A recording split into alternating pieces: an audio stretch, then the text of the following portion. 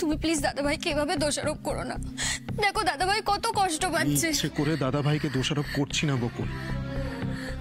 Company সামলানোর যে গুরু দায়িত্বটা বাবা আমাকে দিয়েছে আমি সেটাই সামলাচ্ছি। থাম দেখে, নিজের দাদাকে কাঠগড়ায় দাঁড় করিয়ে তুই দায়িত্ব পালন করছিস। সাবাস সাবাস ঋষি। কিরে রোহন, কালকে কি বলেছিলাম আমি? বলেছিলাম না ঋষি যেদিন তোর দিকে সন্দেহের আঙুল তুলবে সেই দিনকে তুই বুঝবি। মিলল আমার কথাটা? দাদা সব থেকে বড় ভুলটা কি করেছে জানিস? এই ঋষিকে কোম্পানিতে ঢুকিয়ে।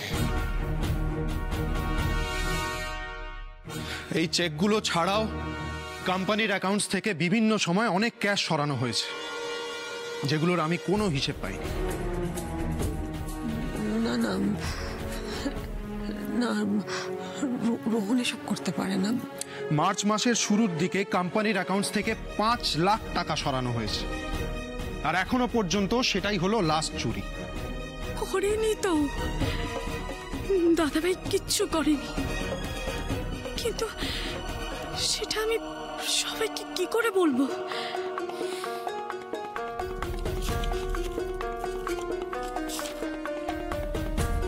এই দেখো, সেই নোটের নাম্বারগুলো ব্যাংক থেকে বের করেছি। দেখ,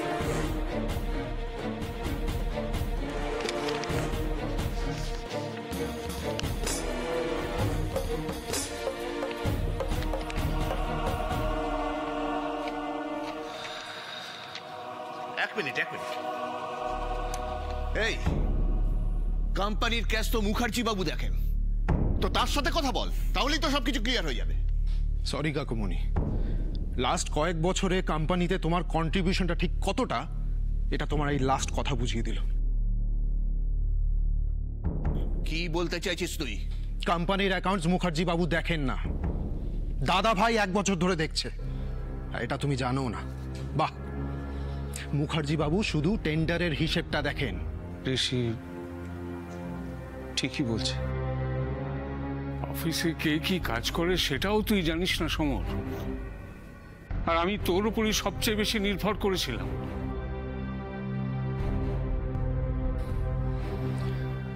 যাই হোক দাদা ভাই, আপাতত তুই আমাকে সেকশন ডি এর ফাইলটা দে। এখন কি করে পাবো? ওটা তো অফিসে আছে।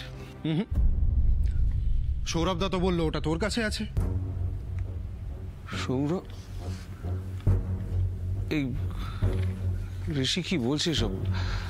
তুমি তো ওই ফাইলগুলো দেখতে, তোমার কাছে তো আছে, তুমি বলে দাও ওকে। না না, এসব কি বলছো তুমি দাদা ভাই? তোমার মনে নেই তুমি একদিন অফিসে আমার কাছ থেকে ফাইলটা চাইলে, বললে বাড়িতে গিয়ে কি সব কাজ আছে? তুমি কি বলছো এসব? তোমার সঙ্গে আমার কোনোদিন প্রফিট অ্যান্ড লসের ফাইল কিংবা সেকশন ডি এর ফাইল এইসব নিয়ে আলোচনাই হয়নি। কি বলছো তুমি?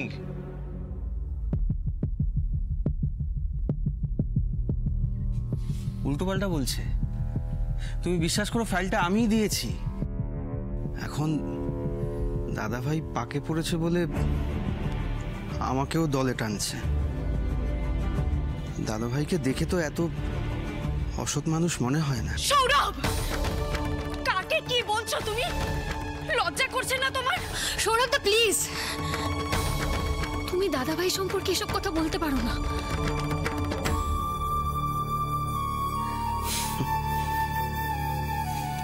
ঠিক, আমি যাই বলবো এখন আমাকে দোষারোপ করা হবে। আজ অব্দি তো এ বাড়িতে তাই হয়ে এসেছে। সৌরভ, কি হচ্ছেটাকে? এমন কথা কেন বলছো যাতে অশান্তি আরো বাড়ে? দেখলেন তো, আমি কিছু বললেই অশান্তি বাড়ে।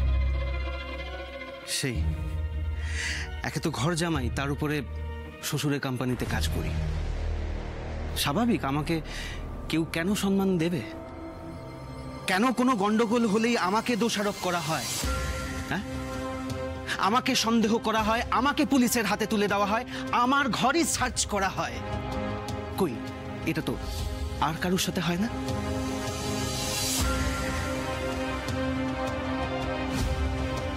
কি ঋষি, আমি কিছু ভুল বলছি?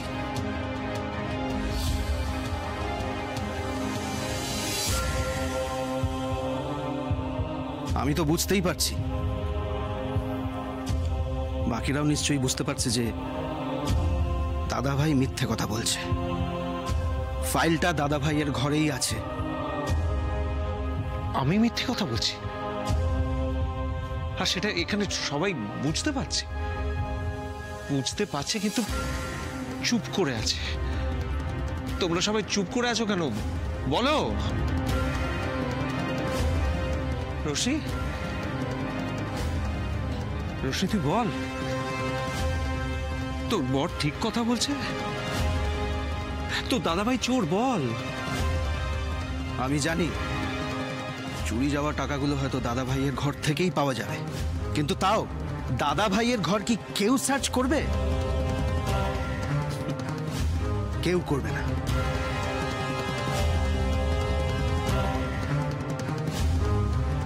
তুমি নিজের সঙ্গে দাদাভাইকে গুলিয়ে ফেলো না। দাদাভাই এবাড়ির বড় ছেলে, ওর এ বাড়িতে যা অধিকার আছে তোমার আমার নেই।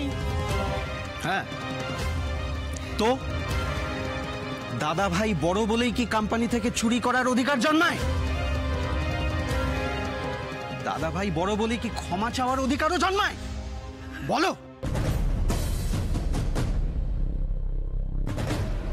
সৌরভ, প্লিজ এভাবে কথা বলো না।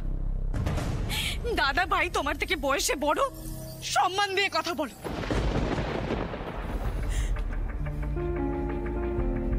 শোনো রোশনি, চোরের একটাই পরিচয় হয়, সে চোর। সৌরভ,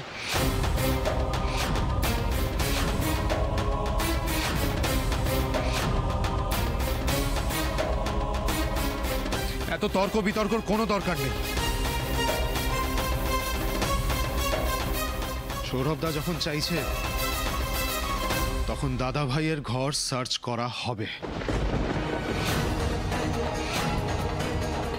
তুমি কি বলছো? যা বলছি ঠিক বলছি বকুল। আর দাদা ভাইয়ের ঘর সৌরভদা সার্চ করবে।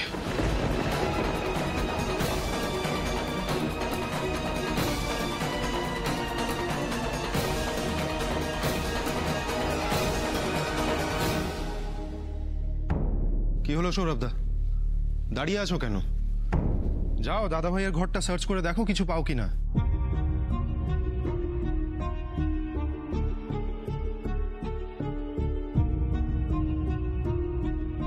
ঠিক আছে, তুমি যখন বলছো আমি দেখছি। দাঁড়াও সৌরভদা, তুমি দাদা ভাইয়ের ঘর সার্চ করতে যাবে না। মানে সৌরভদাকে আমি পারমিশন দিয়েছি বকুল। সৌরভদা যাও। না, তুমি কোথাও যাবে না। আরে তুমি বাধা দিচ্ছ কেন? প্রবলেমটা কি তোমার?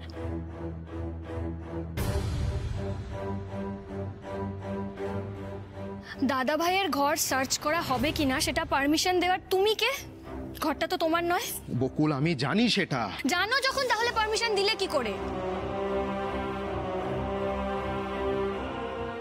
আর ঘরটা যাদের, তাদের মধ্যে একজন মানে দিদি ভাই এখন বাড়ির বাইরে আছে, তাই দিদি ভাই না ফেরা অব্দি ওই ঘরে কেউ ঢুকবে না। হ্যাঁ ভাইয়া, বকুল ঠিক কথা বলেছে। তুই সৌরভকে দিয়ে ঘর সার্চ করাস না। শোন না বাবা, ছাড় না, বাদ দে না, কেন বাড়াচ্ছিস এগুলো? এক মিনিট। সৌরভদা ঘর সার্চ করলে তোমাদের প্রবলেম আছে তো? ঠিক আছে, সৌরভদা একা যাবে না, আমিও যাব, দাদা ভাইও যাবে। তাহলে তো তোমার কোনো অসুবিধা নেই বকুল। তোমার এত কিসের জেদ? আমি রিকোয়েস্ট করছি তাও কেন শুনছো না? সামান্য লাভের হিসেব করতে গিয়ে বড় কোনো ক্ষতি করে ফেলো না, প্লিজ, রিকোয়েস্ট করছি। আজ আমি অপারগ বকুল, তোমার রিকোয়েস্টটাও আমি রাখতে পারবো না। চুপ করে দাঁড়িয়ে আছো কেন? আমি রিকোয়েস্ট করছি, প্লিজ দাদা ভাইয়ের সঙ্গে এটা করো না।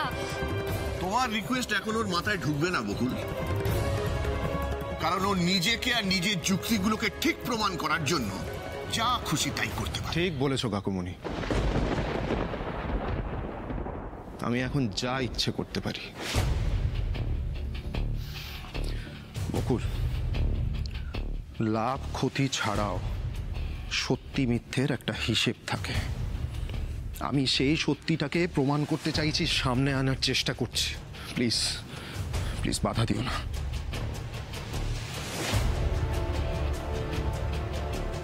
চল দাদা ভাই। কোথায়? তোর ঘর সার্চ করতে।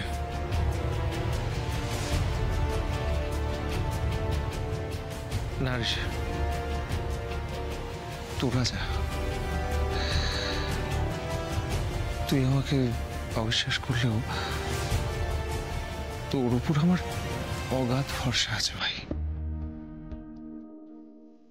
আমি জানি তুই যেটা করবি ভালোর জন্যই করবি। ব্যাস, তাহলে তো মিটে গেল। দাদা ভাই নিজেই পারমিশন দিয়ে দিয়েছে। সৌরভদা চলো।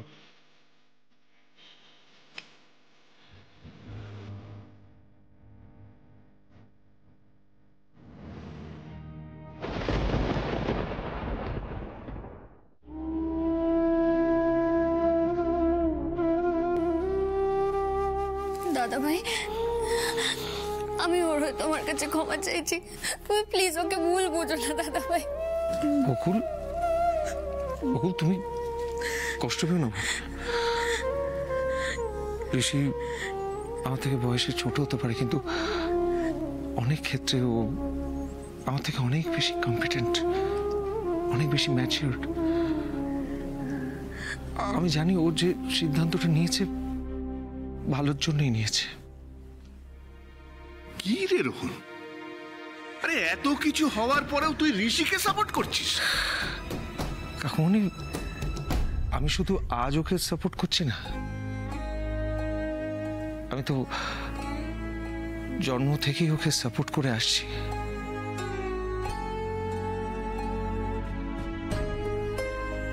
বাবা, তোমার মনে আছে ছোটবেলায় যখন ঋষির বিরুদ্ধে কেউ নালিশ করত, আমি চোখ বন্ধ করে ঋষিকেই সাপোর্ট করতাম?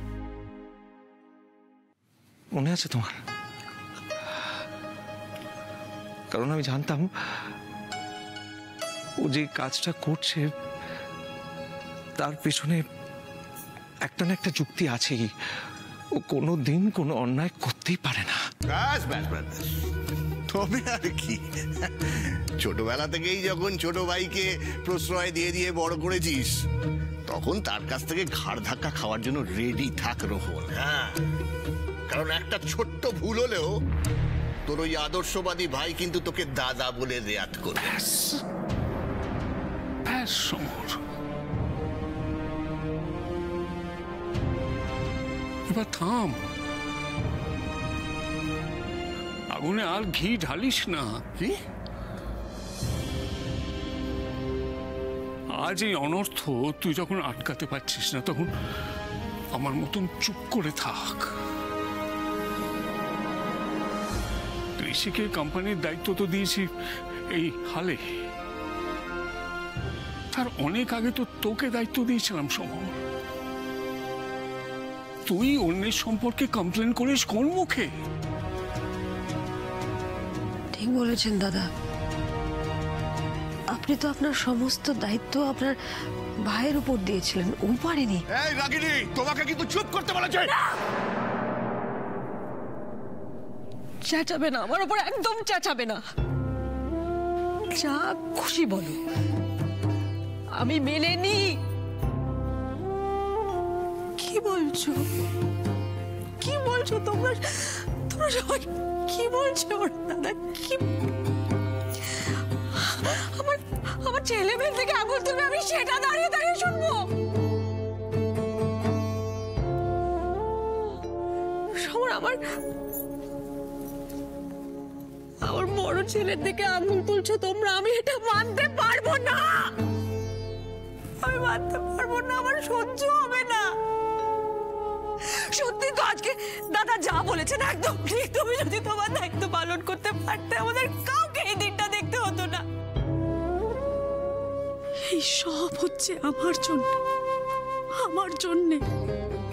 আমি তো সৌরভকে বড় অন্যায় করার সুযোগ করে দিয়েছি। কেন সবকিছু জানার পরেও ওকে আরো শক্ত হাতে আটকাতে পারলাম না ঠাকুর? কাকিমণি, কেঁদো না কাকিমণি। তোমাদের চোখে জল দেখতে আমার একদম ভালো লাগে না। তুমি দেখো, এই ঝড় থেমে যাবে, এটা সাময়িক। দেখবে আবার সব কিছু শান্ত হয়ে গেছে।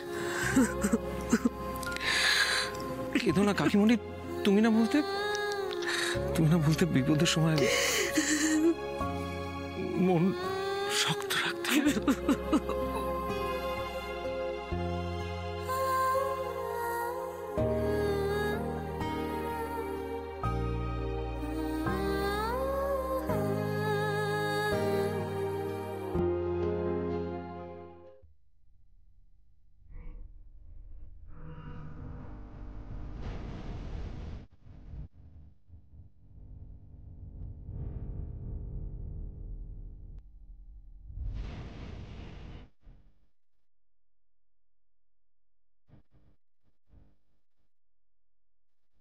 সৌরভ দা, কোথা থেকে শুরু করা উচিত বলো তো? তোমার কি মনে হয় দাদাভাই ওগুলো কোথায় লুকিয়ে রাখতে পারে?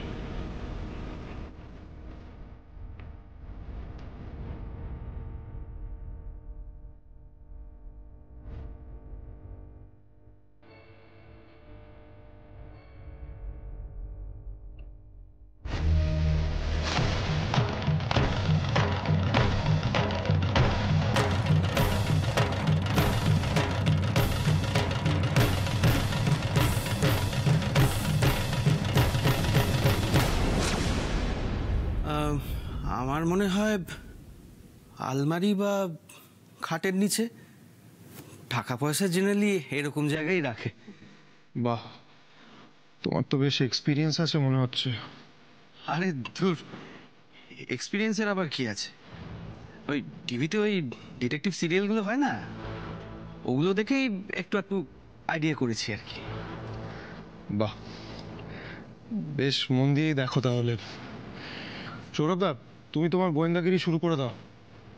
হ্যাঁ, আমি আমি খুঁজবো? হ্যাঁ, অফকোর্স তুমি খুঁজবে। আমি তো তোমাকেই খুঁজতে বলেছি। নাও, শুরু করে দাও।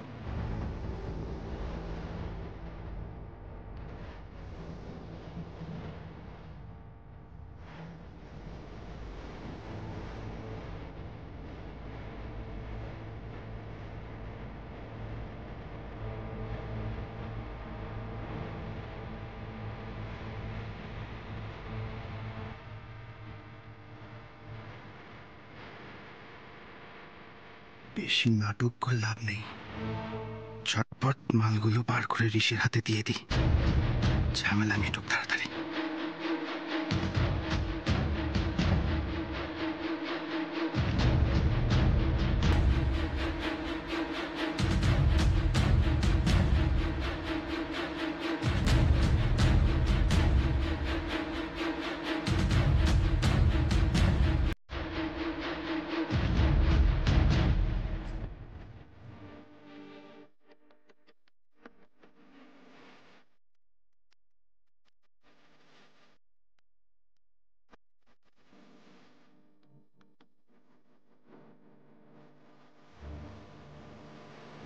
ঋষি,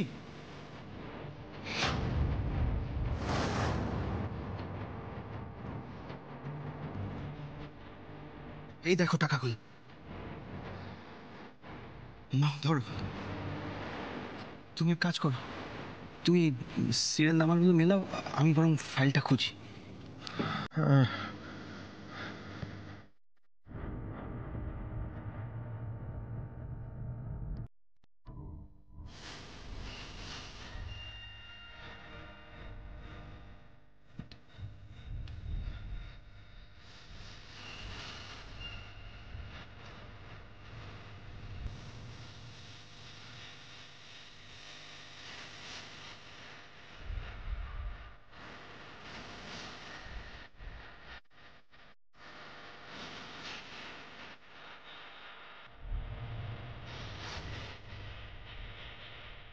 ঋষি, এই দেখো ফাইলটা।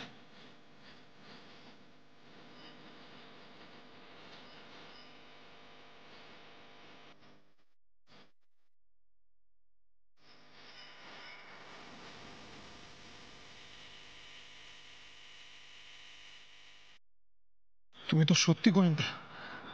তুমি না থাকলে আমার তো সারাদিন লেগে যেত এগুলো খুঁজতে। Thank you. দেখেছো, সবকিছু এখান থেকেই পাওয়া গেল। দাদাভাই কেমন একটানা মিথ্যা কথা বলে যাচ্ছিল। এবার এবার কি বলবে তুমি?